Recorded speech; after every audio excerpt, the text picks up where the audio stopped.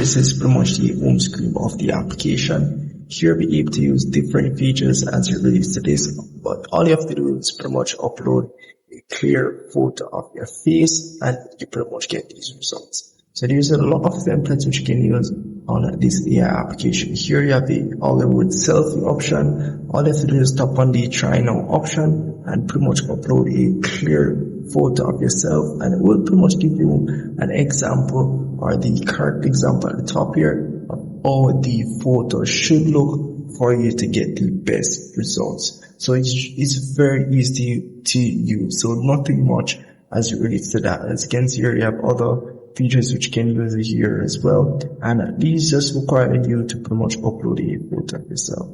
So you do have a package section here where you do select, let's say you want the white background package, and all I have to do is pretty much upload a photo of your face and you pretty much get these results. Very easy. Same thing for the other packages. You have the trending section and you have the popular section here, and you have the all section here as well. So the AI art section here pretty much allows you to generate AI art. You pretty much enter what you want here, select the aspect ratio and the style of the image, and you're pretty much good to go. And as well, you do have a separate section here as it relates to AI image generator or AI image editor, where you can upload an image, select the style, pretty much what you want that image needs to be edited in that image and so forth.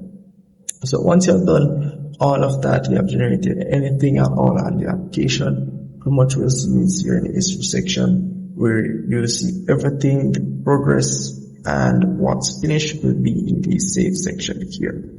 So very easy application to use, and to get your subscription or to get a subscription for this application here, you can just tap on the pro option at the top here and you'll be able to purchase your subscription. So you have a monthly subscription and a weekly subscription, as you can see here, and pretty much what you're getting for your subscription. So that's really pretty much it, and if I missed anything at all, just let me know in the comment section and see if we can help you. See you in the next one.